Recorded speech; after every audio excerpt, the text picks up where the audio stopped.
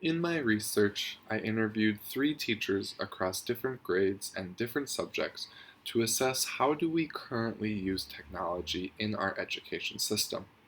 So I asked questions like what platforms, apps, or websites do you use? What are the advantages or disadvantages you encounter?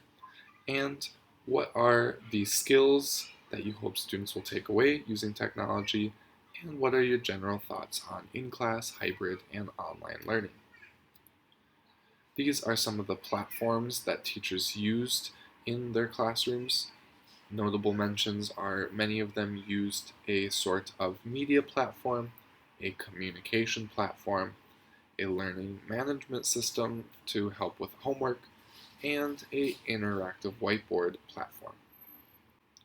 Some of the major benefits that I encountered when talking to these teachers were that they mentioned online class is great for students with irregular schedules, students who have priorities outside of the classroom, and also for those who are very self motivated and they can take charge of their own learning without the teacher by their side.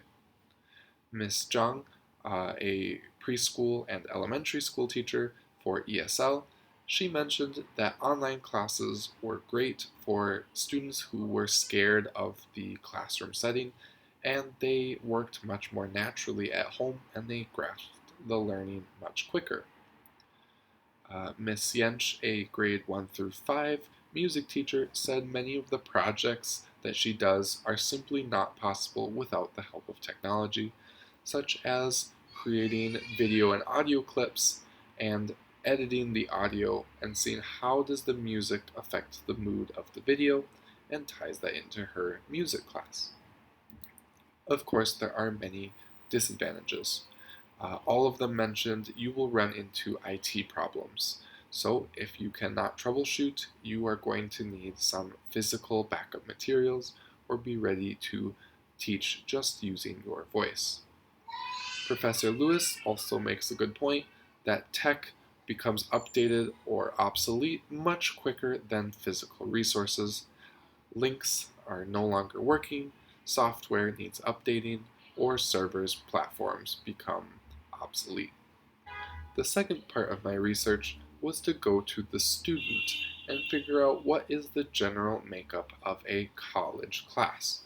So I asked questions such as their age, major, their English skills, their personal priorities outside of school, a short introduction, stuff I should know about them, and any accommodations they should need.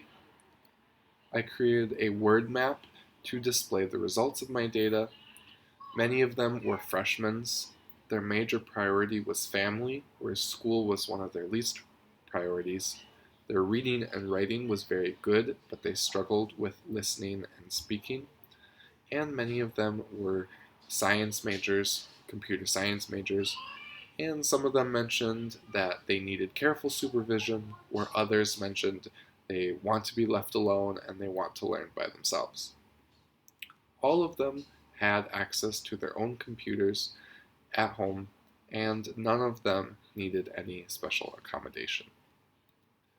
The third part of my research is to discuss how can we differentiate technology to students across different grades and across the different types of students. So I recommend that for kids in pre-K to 2, at this point we just want to expose them to technology. Can they use a computer, smartboard, an app, a tablet, iPad? Can they use simple devices? Do they have simple searching skills? Can they use the search engine? And product projects can be to take a picture, maybe record a video.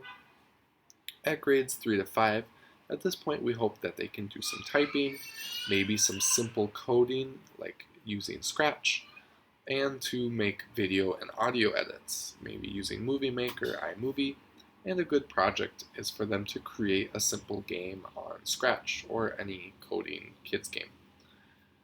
By 6 to 8, we hope students can use computer functions, specifically Excel. I know adults who still can't use Excel, and it is a very useful tool for data handling. Uh, be able to write a paper, know how to cite their sources, avoid plagiarism, and how to use any kind of data presentation, digital sharing platforms, use PPTs to make presentations, other digital graphical resources. By high school, we hope students can be searching using databases to help back up their research. Are they a good digital citizen? Do they know how to behave online? And to begin coding using Java and C++. Especially with technology becoming so prevalent, I think all students should have some basic level coding. And a good project would be for them to have a individual research project where they research on their own and they display what they have researched. And for college students, I think they should be using databases, Java, C++. At this point, they can be researching on their own, maybe even beginning to publish papers, create online materials, and they should be doing a capstone project where they share what they have researched, what have they created with their peers. Of course, we also can use technology to accommodate the different types of students. Technology can be used for English language learners. There are tool extensions that allow for instant translation. Or special needs students, there are text to speech to help those who are visually impaired. Technology can also be used for behavioral struggling students or motivation struggling students, such as sites like ClassDojo to keep them on task and motivated. And we can also use technology as assistive technology to cater to those with special needs.